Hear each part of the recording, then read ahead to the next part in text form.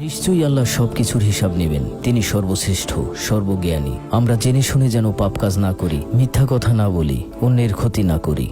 আল্লাহ আমাদের সেই হেদায়েত দান করুন। আমিন। আল্লাহ।